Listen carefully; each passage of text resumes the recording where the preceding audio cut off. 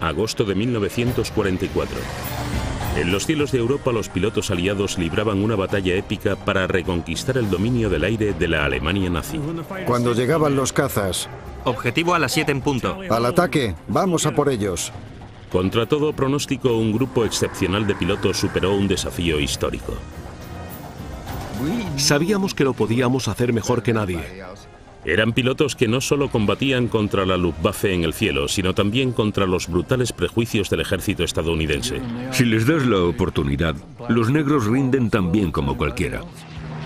Esta es la historia de los valientes pilotos de Tuskegee, los Red Tails, contada por ellos mismos.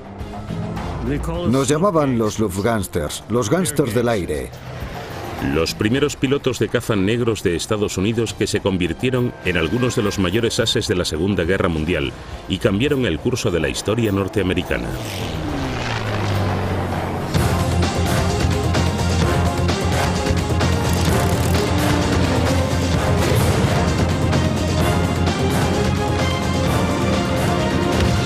Pilotos de guerra, Red Tails.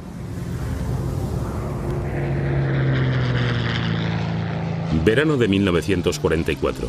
El grupo de cazas 332, más conocido como pilotos de Tuskegee o Red Tails, solo llevaba un año en el frente, pero su reputación se había disparado. Los pilotos se centraban en proteger a los bombarderos aliados, pero en casa, su extraordinaria historia había despertado la imaginación de los estadounidenses negros. Los universitarios de la época clavaban fotos de los pilotos de Tuskegee en sus colegios mayores. En la comunidad negra eran el ideal a seguir. Eran lo que querían ser los niños de mayores y con quien las niñas querían casarse. Ramitelli, Italia. Los pilotos del 332 recibieron calurosamente a Charles McGee tras el éxito de una misión sobre Alemania protegiendo bombarderos estadounidenses. McGee era un estudiante de ingeniería de 25 años de Ohio que siempre había querido volar. Nos dieron la oportunidad y logramos lo que muchos creían que era imposible. En el alto mando militar casi todos dudaban de que un hombre como McGee pudiera pilotar un avión y mucho menos combatir contra la entrenadísima Luftwaffe. Para McGee y sus compañeros de Tuskegee, el viaje desde el prejuicio de su país al frente italiano había sido épico. Todo empezó con el devastador ataque japonés contra la flota estadounidense en Pearl Harbor, un suceso que introdujo a Estados Unidos en la Segunda Guerra Mundial. Roscoe Brown, de 22 años, hijo de un asesor político de Washington, tenía ganas de alistarse y luchar por su país. Cuando empezó la guerra, sabíamos que queríamos ir, pero queríamos ir en las mejores circunstancias posibles. Queríamos ser oficiales, queríamos ser pilotos de Tuskegee. Yo estaba oyendo el partido de los Giants de Nueva York y los Dodgers de Brooklyn, y en el descanso me enteré de que había empezado la guerra. No sabía dónde estaba Pearl Harbor. ¿Y los japoneses? Ni idea. Pero el mundo estaba en guerra. Y todos iban al ejército, a la marina, a los marines. Yo quería ir a las fuerzas aéreas. Pero era consciente de que era imposible ser piloto.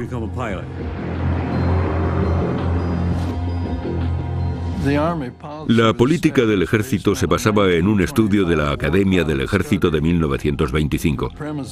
Su objetivo era discernir cómo usar a un 10% de la población del país si volvía a haber una guerra.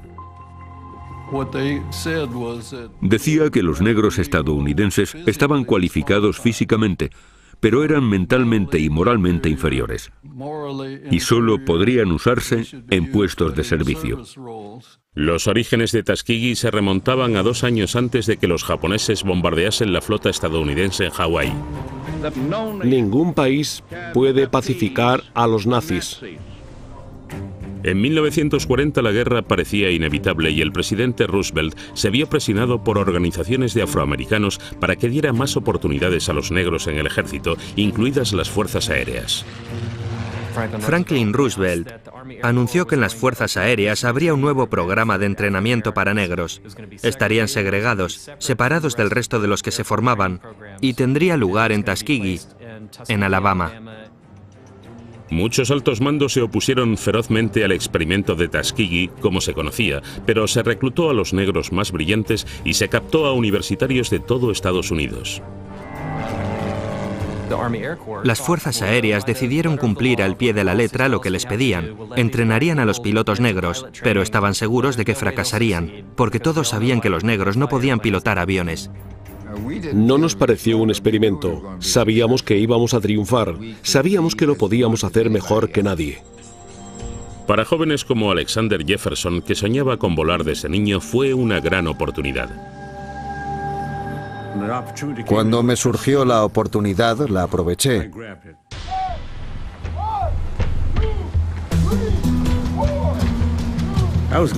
Me alegré mucho. Tenía ganas de ir. Era una aventura. Yo era joven y atolondrado. Los instructores de los niveles primario, básico y avanzado eran todos blancos. Y todos los del resto de la base eran negros, los mecánicos, los cocineros, los camioneros. Y todos los reclutas eran negros. El revolucionario programa de formación abrió sus puertas en julio de 1941. El hombre escogido a dedo para dirigir la nueva unidad fue Benjamin Davis. Estaba acostumbrado a la adversidad y llevaba el espíritu de lucha en la sangre. El coronel Benjamin Davis Jr. era un líder excepcional. Su padre había sido el primer general negro del ejército. Él había asistido a West Point a principios de los años 30. Y nadie le había dirigido la palabra. En la academia nadie le hablaba, ni en el comedor ni en el dormitorio. Le hicieron el vacío. Le trataron como si no fuera una persona, como si fuera invisible. Era el hombre ideal para el puesto. Era capaz de mantener unidos a los hombres y de moldearles como quería moldearles. Era soldado. Y nosotros éramos civiles de uniforme, hay que reconocerlo. Ante los arraigados prejuicios, Davis sabía que sus hombres necesitaban no solo ser competentes, sino ser los mejores si querían superar el desafío. Cuesta explicar con palabras la sensación de los primeros vuelos. De poder despegar del suelo y girar y dar vueltas en un nuevo entorno. Estar en el aire era algo distinto.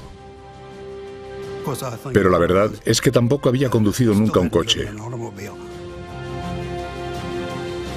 Salías como teniente segundo, con una barrita dorada en el cuello y un par de alas. Y ya eras piloto. Estos hombres son pioneros de una aventura tan nueva que los que tengo ante mí pueden considerarse precursores del movimiento que os ha granjeado un lugar entre los hombres que luchan en el cielo. Éramos atrevidos, sí. Teníamos muchas ganas. No teníamos miedo. Los Red Tails entraron en combate por primera vez en abril de 1943. La verdadera prueba fue al año siguiente. En junio de 1944 los aliados ya habían invadido la mayor parte de Italia y se convirtió en una base crucial para los exhaustivos bombarderos estadounidenses de la Alemania nazi. Los bombarderos sufrían grandes pérdidas por los veloces ataques alemanes y necesitaban protección desesperadamente.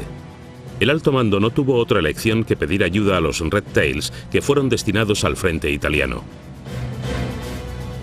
Había llegado el momento de demostrar lo que valían. No solo al enemigo, sino a sus compañeros blancos. Muy bien, señores, siéntense. Buenos días. Buenos días, señor.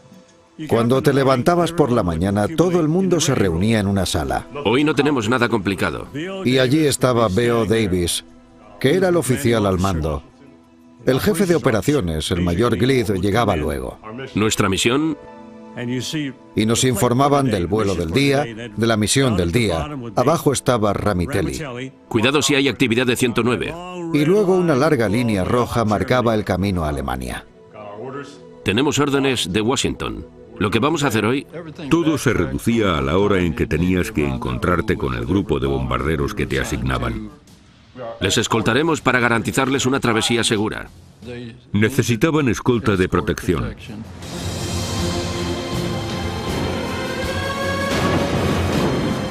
En 1944 los nazis estaban luchando a la defensiva en 3 frentes. Los rusos avanzaban rápidamente hacia Alemania desde el este a través de Polonia. Y los aliados bombardeaban sin parar desde el sur y desde el oeste. Los pilotos de Tuskegee asumieron el papel de escoltas de los bombarderos de la 15ª Fuerza Aérea. La 15ª Fuerza Aérea era una unidad de bombardeo a gran distancia. Atacaban objetivos dentro de todo el Reich. Los cazas alemanes defendían muy bien su espacio aéreo. Y los bombarderos aliados, aunque iban muy bien armados, requerían protección. No podían sobrevivir sin ella. Desde el Mediterráneo los aliados seguían atacando objetivos alemanes con el fin de reconquistar Europa. Los pilotos de Tuskegee ya estaban en medio de la acción y actuaban como guardaespaldas en los barridos masivos de los bombarderos. Al final recibieron un modelo mejor que los aviones destartalados que habían estado pilotando en Italia. Junto a su nuevo estatus, les asignaron el mejor caza de los aliados, el P-51 Mustang. El P-51 tenía una artillería muy potente y una gran maniobrabilidad. Era pequeño, ligero y muy veloz. Se podía mover, se podía girar, se podía bajar, se podía ir rápido, se podía aterrizar. Era un avión precioso. Respondía muy bien. Empujabas la palanca, tenía un montón de potencia y despegaba.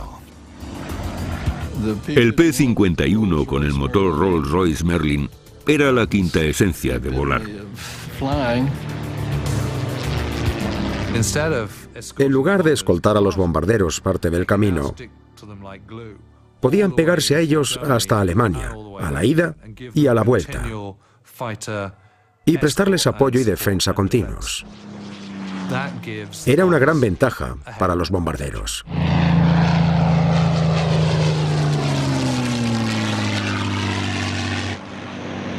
Campo Aéreo Ramitelli, Italia, 28 de junio de 1944.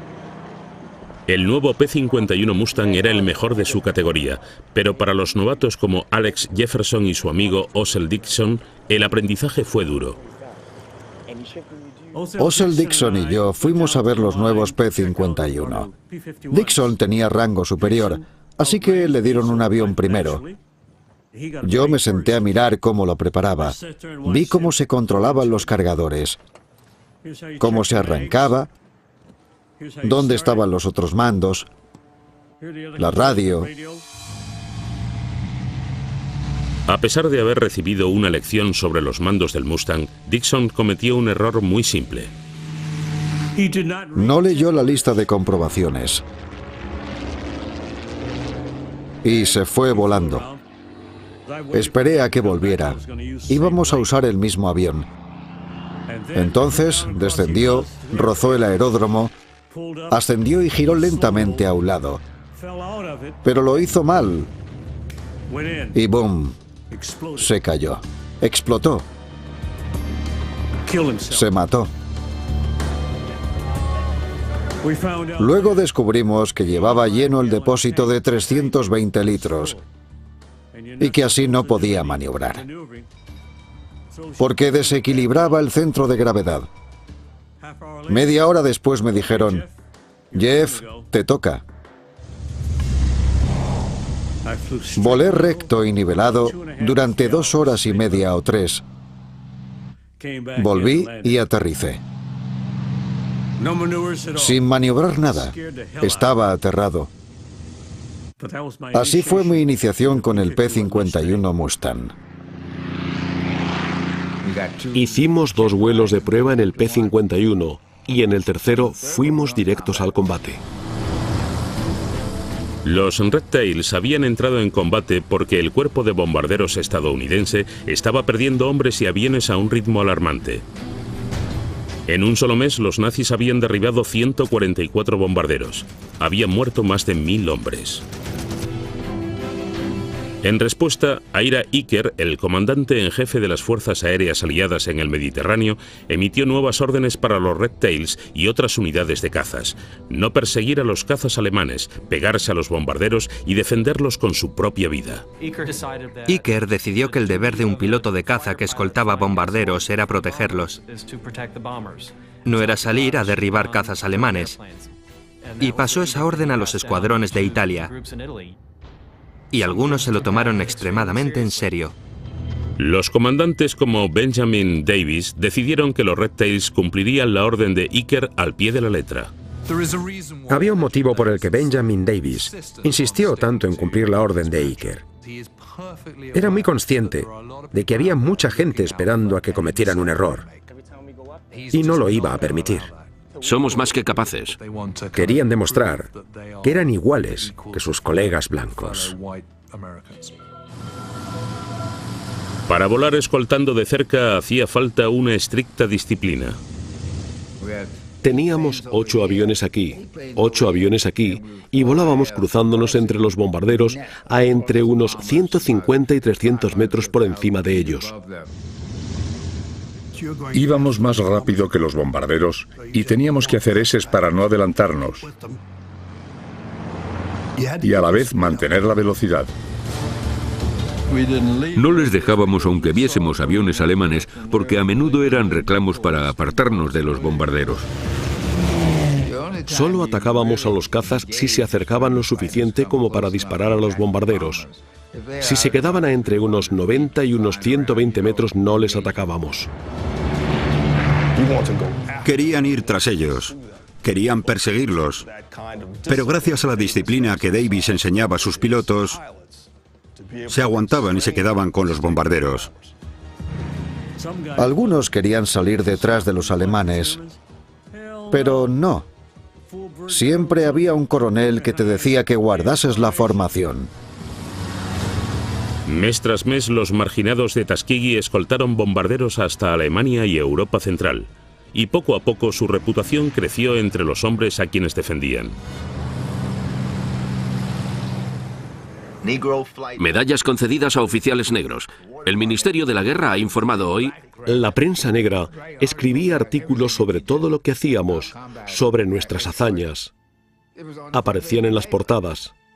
Se empezó a hablar del grupo de pilotos de caza negros, y siempre destacaban que eran negros los que lo estaban haciendo también.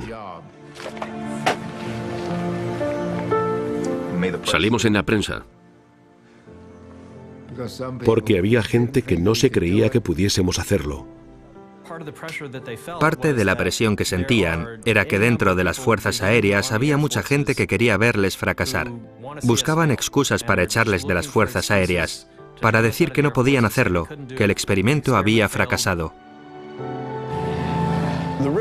Las tripulaciones de los bombarderos reconocieron que los Red Tails eran esenciales para su supervivencia, hasta el punto de que algunas tripulaciones empezaron a solicitarlos. Lo irónico es que no tenían ni idea de que eran negros.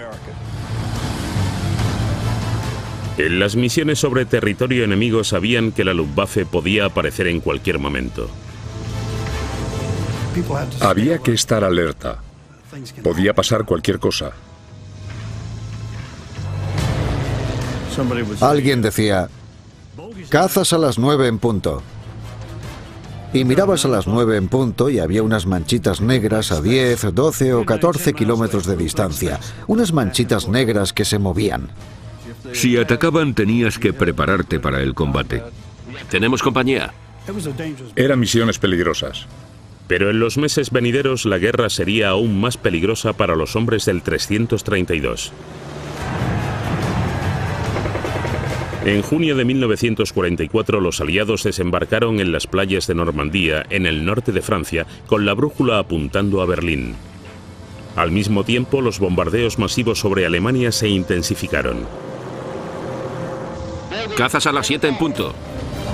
Los Red Tails afroamericanos se estaban convirtiendo en una auténtica fuerza de combate, cada vez más inmersa en situaciones de peligro, ahora que había demostrado que estaba lista para la acción. Nuestras instrucciones eran no abandonar a los bombarderos, aunque hubiera cazas alemanes alrededor. El Focke-Wulf 190 de la Luftwaffe era el azote de los escuadrones de bombarderos.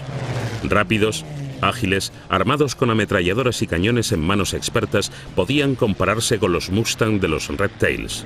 Y la directriz de permanecer cerca de los bombarderos se relajó. Si hacían una pasada, entonces nuestro jefe nos mandaba a por ellos. Soltad los tanques. Id a por ellos. ¡Seguidme! Era muy intenso, muy rápido, rapidísimo. Íbamos en zigzag, nunca volábamos en línea recta. Todos iban hacia adelante y hacia atrás. En mi cola, ¿lo ha visto alguien? Hacíamos círculos. El as del aire de la Luftwaffe, Hans Ekkehard Bob, recuerda una batalla contra el P-51. Mi escuadrón y yo nos enzarzamos en una pelea con Mustangs. Estuvimos luchando en el aire media hora. Media hora haciendo espirales. Volé como un loco. Cuando apretabas el gatillo, activabas las armas. También activabas una cámara que te mostraba a qué disparabas, para verificar si habías derribado un avión. Un alemán decidió caer en picado y pude ponerme a su cola. Tienes que anticiparte a tu objetivo. Si disparas donde está, ya no está allí cuando llegan las balas.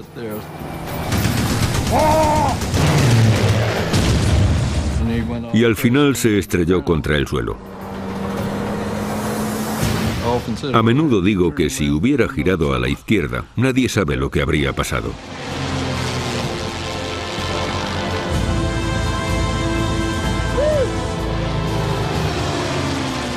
Cuando una misión tenía éxito, los Red Tails regresaban a la base haciendo una exhibición.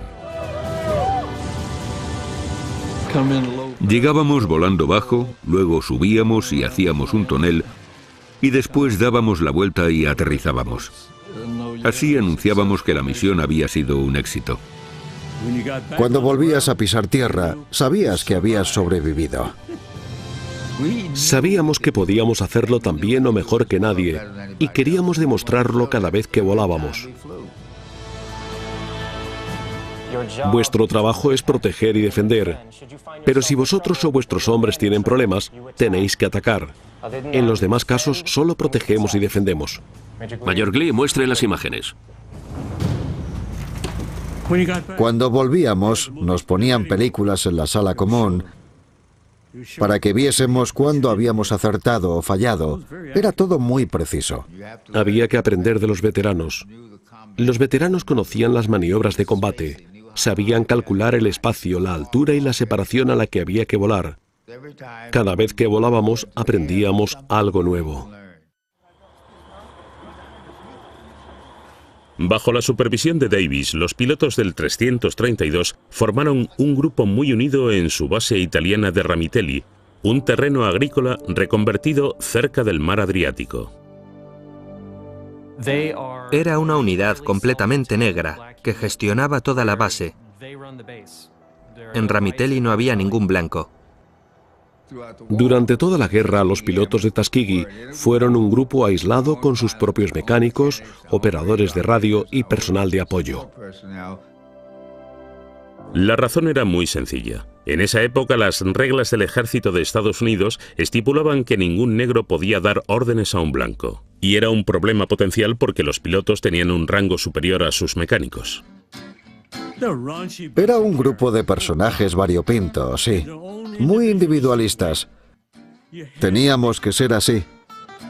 Hablábamos de nuestras novias, nuestras vidas, los aviones, Conseguimos construir un suelo en las tiendas para no pisar el barro.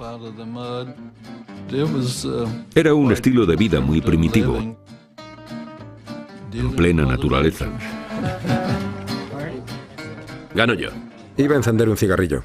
El oficial al mando Ben Davis, que era muy estricto en el aire, relajaba la disciplina en tierra. Cuando le veías, siempre había que decirle, sí, señor. Excepto en las partidas de póker. Ahí le llamabas por su nombre de pila. Ya está, ha sido divertido. Gracias, chicos. Pero hacia las 11 o las 12, de repente se levantaba y le volvíamos a llamar teniente. Volvíamos a ser militares. Se acababa la timba. Sí, señor. Cuando comparecían ante el coronel Davis, tenían que estar preparados para el combate.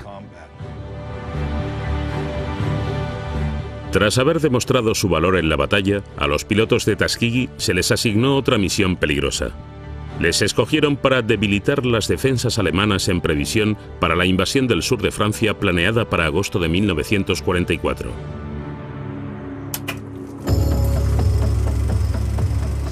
Bueno, ya tenemos los detalles. Vamos a echarles un vistazo. No es nada complicado. Tenemos que eliminar esas estaciones de radar.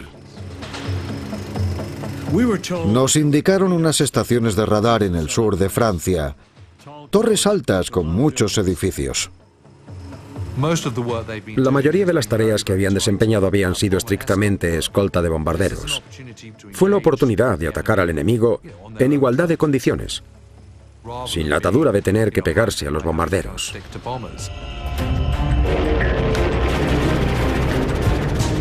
La misión entrañaba una de las tácticas más peligrosas usadas por los pilotos de cazas, el ametrallamiento del suelo. Los Red Tails tenían que volar a una altura extremadamente baja a la vez que disparaban a objetivos. Nuestras misiones más duras fueron las de ametrallamiento a baja altura, porque las baterías antiaéreas se centraban en ti en cuanto te acercabas y... Las baterías antiaéreas les apuntaban en cuanto se acercaban, y eran objetivos muy fáciles. Era la tarea más peligrosa de cualquier piloto de caza. 12 de agosto de 1944. Tolón, en la costa sur de Francia. Los Red Tails fueron enviados para ametrallar un radar alemán fuertemente defendido. 16 aviones formaron en grupos de 4. Comenzó el ataque. Alexander Jefferson recuerda claramente ese día. Yo era el número 16. Era Tail and Charlie, el último que cruzaría sobre el objetivo. Era un día despejado, con el cielo azul. Bajamos a unos 450 metros y las radios enseguida nos detectaron. Las baterías antiaéreas empezaron a disparar desde todo el acantilado, lanzando proyectiles. Nosotros contraatacamos. Íbamos a casi 650 kilómetros por hora, muy pegados a la pared. Yo me puse justo encima del objetivo y ¡bum! Miré y había un agujero encima de la lona. El proyectil me había entrado por el suelo. Salieron llamas y se me quemaron los guantes. Tuve que saltar. Entonces no había asientos de eyección. Tuve que tirar de una palanca roja. Y se abrió todo el techo. Tiré de la palanca para ganar algo de altura.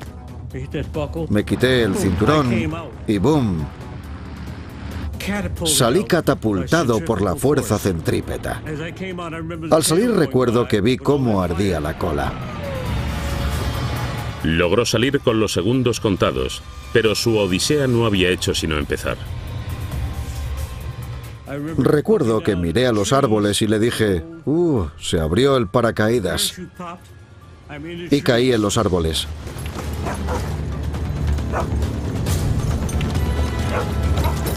Y cuando intentaba salir, oía un tío que decía, «Haz soya, Leutnant». Yo dije, «Ah, teniente».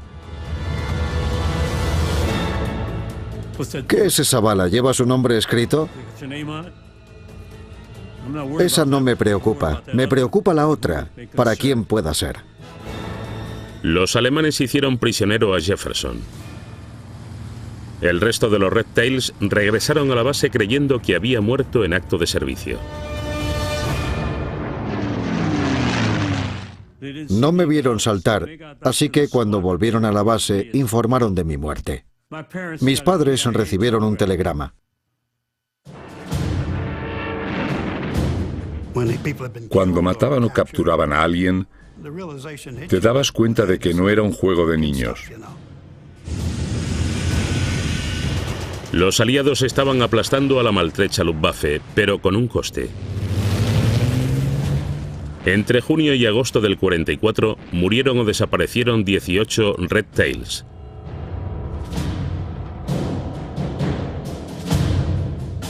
Era difícil buscar sustitutos, así que se alargaron los turnos. Los sustitutos tardaban mucho en llegar. Yo acabé realizando 82 misiones tácticas y 54 estratégicas antes de que llegase mi reemplazo. La antaño todopoderosa Luftwaffe se encontraba en apabullante inferioridad numérica ante los cazas aliados, carecía de combustible y perdía rápidamente sus mejores pilotos y el dominio de los cielos. A medida que avanzaba la guerra aérea en Europa, los estadounidenses enviaron miles de bombarderos de la 8ª Fuerza Aérea y entre 500 y 600 de la 15ª, mientras los británicos bombardeaban Alemania de noche. La Luftwaffe cada vez estaba más abrumada. Capturado cuando los alemanes derribaron su Mustang, Alex Jefferson recuerda su primer día como prisionero de guerra. Nos transfirieron a un campamento de prisioneros. Por el camino pasamos por Frankfurt del Meno, donde nos interrogaron. Yo era solo un piloto que seguía órdenes. Atacaba estaciones de radar. No sabía nada. Tenían mis notas del instituto y de la universidad. Sabían hasta cuántos impuestos pagaba mi padre por su casa. Sabían más de mí que yo mismo. Luego sacaron un libro grande en el que ponía Grupo de Cazas 332, negros, Red Tails. Miré el libro y tenían fotos de todos los que se habían licenciado en la Academia de Tuskegee.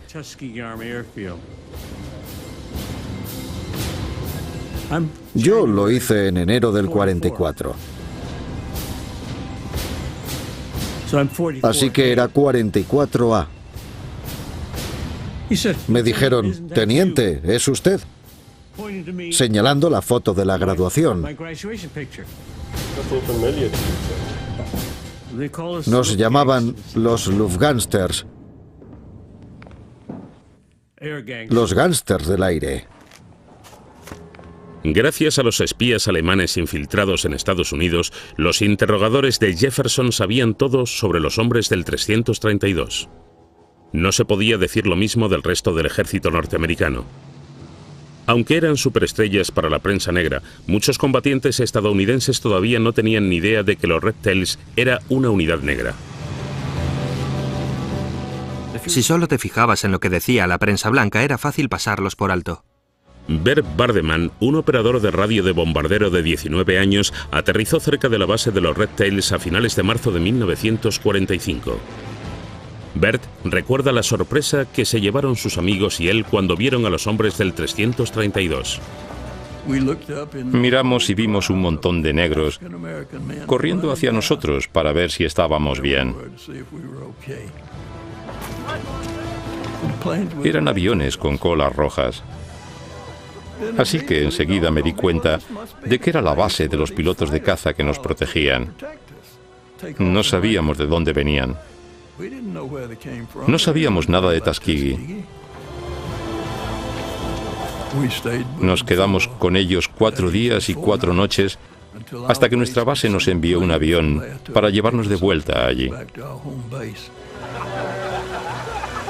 Estuvimos charlando, jugando a las cartas, bebiendo alcohol.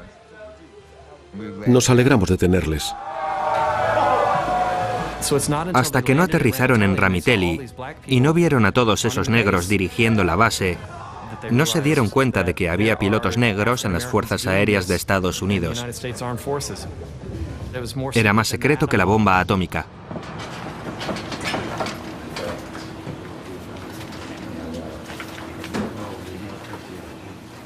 Estaba en una habitación con otros 9 hombres en Stalag Luft 3, a 130 kilómetros, al este de Berlín, en la frontera polaca.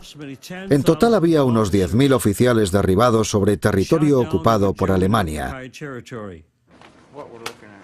Y los alemanes lo sabían todo de todos los prisioneros del campo. Era un grupo de hombres de alto nivel educativo. Me trataron como a cualquier estadounidense. Sin animadversión, dentro del campo no había racismo. Pero la vida allí... sobrevivimos. La seguridad del campo era brutalmente estricta. Los prisioneros estaban bajo vigilancia constante. Para no volverte loco, te mantenías ocupado. Yo hacía dibujos. Me sentaba y dibujaba. Y una vez me dije, espera un momento, casi te matan. Me di cuenta de lo cerca que había estado de morir. Dios mío.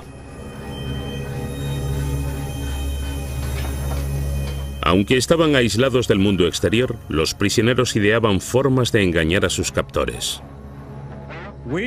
Teníamos una radio pequeña. Escuchábamos la BBC y estábamos al tanto de los avances. Sabíamos muy bien lo que pasaba, pero había guardias alemanes recorriendo el campo constantemente. Nosotros permanecíamos unidos, pasara lo que pasara. Había que sobrevivir. A finales de 1944, en un último esfuerzo por salvar el régimen de Hitler y cambiar lo que parecía inevitable, la Luftwaffe desarrolló un caza radicalmente nuevo. Alteró las reglas del juego porque era más potente y veloz que cualquier otro avión del cielo. Fui el primero que vio esos aviones a las 9 en punto. Y dije que fuésemos a por ellos.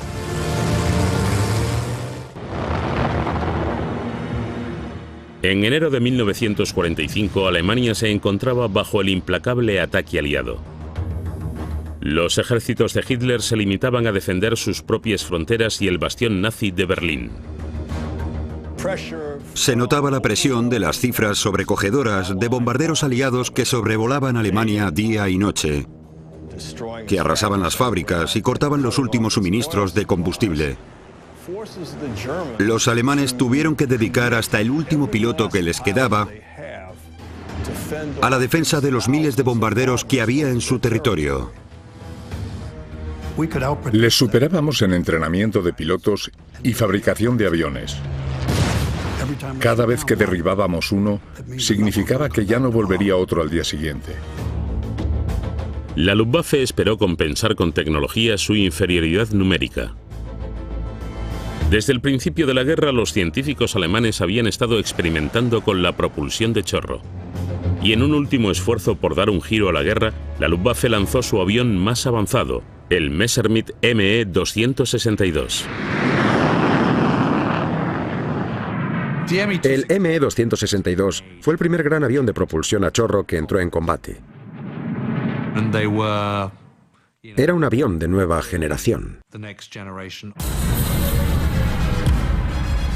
La velocidad del 262 no tenía parangón.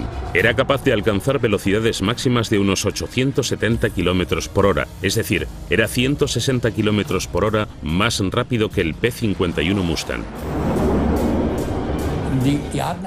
Acercándose a esa velocidad, tenía muchas posibilidades de derribar bombarderos. Para cuando se daban cuenta, ya los habían derribado.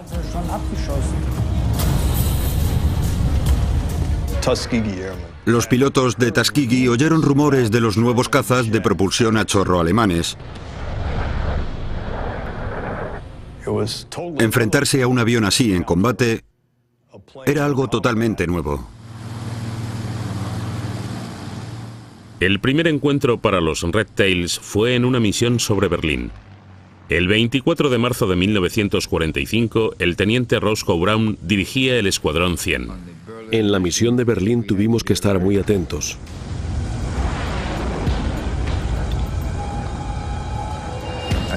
Vi unas estelas de cazas a las 9 en punto y dije: ¡Soltad los tanques, seguidme! Soltar los tanques de combustible adicionales aligeró los Mustang para que fueran más rápidos y maniobrables. Volé bajo los bombarderos haciendo una S y me alejé de los cazas. Hice una maniobra tan brusca que me quedé sin mi lugarteniente. Estaba a 7.600 metros sobre Berlín, yo solo. Estaba sobre Berlín, acercándome cada vez más. Apreté el gatillo mientras lo mantenía en el punto de mira. Las balas le dieron en el centro. Y explotó. Las mejores historias son las que surgen espontáneamente.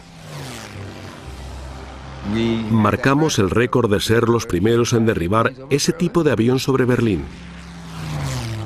Cuando volví a la base pasé entre la hilera de tiendas, ascendí, hice un par de toneles, di la vuelta, volví a subir e hice otro par de toneles. Todo el mundo estaba entusiasmado. Así les anuncié que había hecho algo grande. 6 semanas después de que Roscoe Brown derribase ese ME-262, Alemania izó la bandera blanca. La guerra más destructiva de la historia por fin había terminado. Los Red Tails habían superado grandes retos para convertirse en una de las mejores unidades de la Segunda Guerra Mundial. Su extraordinario palmarés contenía 111 aviones enemigos derribados, 150 aviones destruidos en tierra y más de 100 trenes destruidos en ataques terrestres. Por el camino habían sufrido 66 bajas. Murieron algunos pilotos buenísimos, pero así es la vida. Ganas algo, pierdes algo, pero así avanzas. Los Red Tails ganaron 3 medallas como unidad que les reconocían oficialmente como uno de los grupos de cazas de élite de las Fuerzas Aéreas de Estados Unidos. Fue un logro extraordinario para un grupo de hombres a quienes les habían dicho que los negros no podían volar ni mucho menos ser pilotos de caza. Como muchos de sus camaradas, el prisionero de guerra Alexander Jefferson fue liberado por soldados norteamericanos. Nos liberó el tercer ejército del general Patton. Fue como estar en el cielo. Menudo día, menudo día. La ilusión de volver a casa fue breve para Jefferson y otros soldados afroamericanos. Volvimos a Estados Unidos, vimos la Estatua de la Libertad, banderas ondeando, y cuando bajamos por la pasarela ponía blancos a la derecha, negros a la izquierda. Maldita sea. Vaya vuelta a casa. Nos sentimos muy mal. Para los soldados blancos había 30 o 40 periodistas. Para los negros solo había 2 y un saxofonista. El experimento de Tuskegee tuvo un éxito sin precedentes y el cambio que presagiaba no pudo retrasarse mucho más. En 1948 todos los cuerpos del ejército acabaron con las políticas de segregación. Al ganar la guerra en 2 frentes, contra los prejuicios en casa y contra el nazismo en Europa, los pilotos de Tuskegee, los icónicos Red Tails, se ganaron un lugar en los libros de historia. Si les das la oportunidad, los negros rinden tan bien como cualquiera. Todos los pilotos de Tuskegee teníamos las mismas agallas. Había que tener ese tipo de agallas para sobrevivir.